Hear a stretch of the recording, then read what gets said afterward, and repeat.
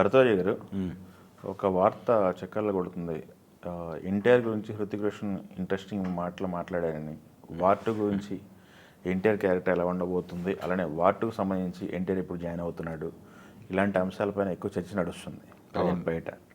ఇప్పుడు ఆ సినిమాకి సంబంధించి ఎక్కువ బజ్ క్రియేట్ అవుతుంది. అసలు వార్ 2లో ఎన్టీఆర్ పాత్ర ఎలా ఉండబోతుంది, ఎప్పుడు జాయిన్ అవుతున్నాడు అనేది మీకు ఏమైనా ఐడియా ఉందా?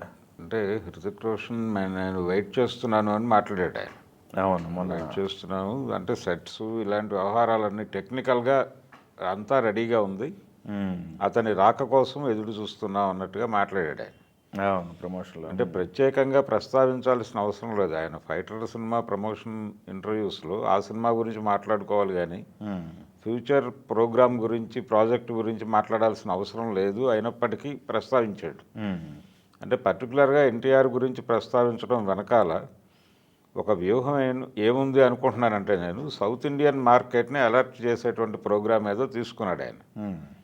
అందుకని నా తర్వాత సినిమాలో మీ సూపర్ స్టార్ ఉండబోతున్నాడు నాతో పాటు. అంటే ఈ మధ్యకాలంలో పాన్ ఇండియా మార్కెట్కి ఇటు నుంచి అటు హీరోల వైపు ఎలా చూస్తున్నారు. ఇప్పుడు చాలా సినిమాల్లో హిందీ ఆర్టిస్టులు కనిపిస్తున్నారు మనకు. అవును, సంజయ్ దత్ ఇక్కడ నటిస్తున్నాడు, మొన్నే చూసాం మనం సలార్లో కూడా. అవును, ఇలా వరుసగా కేజీఎఫ్లో చేశాడు తను. చాలా సినిమాల్లో నార్త్ నుంచి అంటే బాలీవుడ్ నుంచి ఆర్టిస్టులను తీసుకొచ్చి ఇక్కడ చేయించడం అనేది జరుగుతోంది. ఇస్మార్ట్ 2లో కూడా చేస్తాడు ఇప్పుడు. చేస్తున్నారు ఇప్పుడు. స్మార్ట్లో తను ఉన్నాడు, సంజయ్ దత్ ఉన్నాడు. అవును, విలన్గా. అవును. నిజానికి లైగర్లో ఒక అడుగు ముందుకేసి అంతర్జాతీయ స్థాయి బాక్సర్ని పట్టుకొచ్చారు, మైక్ టైసన్ పట్టుకొచ్చి దాన్ని వర్కౌట్ చేసుకోలేకపోయాడు ఆయన. కానీ సినిమా అనేది దాని షేప్ మారిపోయింది. ఇప్పుడు మారిపోయి ప్రాంతీయత అనేది చెరిగిపోయింది. అవును, చెరిగిపోయి ఆ సరిహద్దులు చెరిగిపోయి ప్రతి ఒక్కరూ ఏ ప్రాజెక్టులోనైనా కనిపించవచ్చు. ఇప్పుడు ఇక్కడ తెలుగు సినిమాల్లో ప్రూవ్ చేసుకున్నటువంటి ఒక ఆర్టిస్ట్ని ఒక హాలీవుడ్ సినిమా వాళ్ళు గుర్తించి అక్కడ ఒక క్యారెక్టర్ ఇవ్వచ్చు, చేయాల్సిన పరిస్థితి రావచ్చు. ఇక్కడ అతను జస్ట్ అనామకంగా ఒక సినిమాలో ఇక్కడ మెప్పించిన నటుడే కావచ్చు. ఈ పరిశోధనలు జరుగుతున్నాయి పైనుంచి కింద దాకా. ఇటు నుంచి అటు ఎలా పరిశోధనలు జరుగుతున్నాయో అటు నుంచి ఇటు కూడా జరుగుతోంది. ప్రాంతీయ మార్కెట్లలో బాగా పాపులర్గా ఉన్నటువంటి ఆర్టిస్టులను తీసుకెళ్ళి తమ ప్రాజెక్టులో పెట్టుకోవడం ద్వారా లోకల్ మార్కెట్లు కబ్జా చేయాలి అనేటువంటి ఒక కార్యక్రమం హాలీవుడ్ నుంచి జరుగుతోంది, బాలీవుడ్ నుంచి జరుగుతోంది. ఈ ప్రోగ్రాంలో భాగంగానే హృతిక్ రోషన్ వాంటెడ్గానే ఎన్టీఆర్ పేరు ప్రస్తావించాడు. అయితే ఎన్టీఆర్ రోలుకి సంబంధించి ఎక్కడ వీళ్ళు అతన్ని చూసి అడ్మైర్ అయ్యారు అంటే RRR సినిమాలో తను చేసినటువంటి క్యారెక్టర్ అట్రాక్ట్ చేసింది వాళ్ళు. అవును, ఈ అట్రాక్ట్ చేయటం వెనకాల తను పెర్ఫార్మెన్స్ ఓరియంటెడ్గా వెళ్ళగలడు అనేది ఒక కాన్ఫిడెన్స్. రెండోది పవర్ఫుల్ ఎమోషన్స్ పండించగలడు అనేది తను అంతర్జాతీయ స్థాయిలో ప్రూవ్ చేసుకున్నాడు. అవును, నిజానికి ఆస్కార్ కూడా ఎన్టీఆర్కి వస్తుంది అనేటువంటి ప్రచారం జరిగింది. అవును. హీరో అనేటువంటి కేటగిరీలో చూస్తే ఆ సినిమాలో ప్రధాన పాత్ర రామ్ చరణ్దే అయినప్పటికీ, ఇతనిది సపోర్టివ్ రోల్లా కనిపించినప్పటికీ, ఇది మల్టీ స్టారర్ సినిమాగానే రిలీజ్ అయింది RRR. కాకపోతే నటుడిగా తనకి మంచి అప్లాజ్ వచ్చింది ఎన్టీఆర్. అవును, ఎన్టీఆర్ ఎటువంటి క్యారెక్టర్స్ చేయగలడు అనే దానికి సంబంధించి అయితే ఒక కాన్ఫిడెన్స్ ఇచ్చేసాడు ఆయన అందరికీ. హాలీవుడ్లోనూ ఇచ్చాడు, అలాగే హాలీవుడ్ నుంచి కూడా ఆఫర్లు వచ్చినాయి అనే మాట విన్నాం మనం. RRR ఆస్కార్ కోసం వీళ్ళు చేసిన పెర్ఫార్మెన్సెస్, అక్కడ ప్రమోషన్స్, బ్లాక్ ప్యాంథర్ సంబంధించి ఏదో ఒక ఆఫర్ వచ్చింది అనేది వినిపించింది. అలాగే రామ్ చరణ్కి కూడా ఒక ఆఫర్ వచ్చింది అనేది విన్నాం మనం. ఇలా ఇంటర్నేషనల్ లెవెల్లో వీళ్ళకి ఆఫర్స్ వస్తున్నాయి. అయితే వీళ్ళు ఆల్రెడీ కమిట్మెంట్స్ ఉన్నాయి. ఈ కమిట్మెంట్స్ ప్రకారం పెడుతున్నారు. దేవర చేస్తున్నాడు ఆయన ఆల్రెడీ. అవును, దేవరలో ఆర్టిస్ట్గా ఇంకొక లెవెల్కి ఎన్టీఆర్ వెళ్ళబోతున్నాడు అనేది వినిపిస్తున్నటువంటి మాట. అంటే ఈ సినిమాలో ప్రస్తుతానికి ఉన్న సమాచారం అయితే తను డ్యూయల్ రోల్లో కనిపించే అవకాశం ఉంది అని. 2 భాగాలని చెప్తున్నారు, డ్యూయల్ రోల్ ఉండొచ్చు అనే మాట కూడా వినిపిస్తోంది. అందులో ఒకటైతే ప్రజానాయకుడి పాత్రలో కనిపించబోతున్నాడు. రకరకాల షేడ్స్ ఉండబోతున్నాయి క్యారెక్టర్లు. దీనిలో సెంటిమెంటు ఉంటుంది, అలాగే చాలా high level high voltage emotions ఉంటాయి అనేది ఆ సినిమా నుంచి వస్తున్నటువంటి స్టిల్స్ చూసినా మనకు అర్థమవుతాయి. అవును. ఈ క్రమంలోనే ఇలా దాదాపు ఇలాంటి క్యారెక్టరే అతను వార్ 2లో కూడా చేయబోతున్నాడు. ఎమోషనల్గా ఉంటూ సెంటిమెంట్ని వర్కౌట్ చేసేటువంటి క్యారెక్టర్, అంటే ఆడియన్స్ని థియేటర్కి ఎమోషనల్గా కనెక్ట్ చేసేటువంటి క్యారెక్టర్ అవుతుంది అది.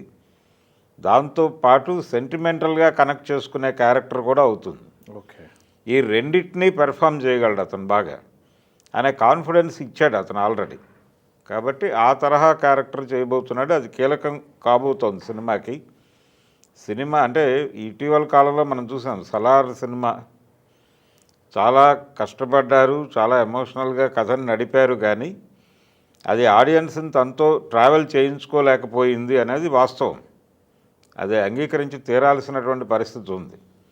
కాబట్టి అలాంటి ల్యాప్సెస్ ఉండకూడదు అని అందరూ అనుకుంటున్నారు. ఇప్పుడు కేజీఎఫ్ 2 మీద కూడా అలాంటి ఆరోపణ ఉన్నప్పటికీ అది నడిచిపోయింది.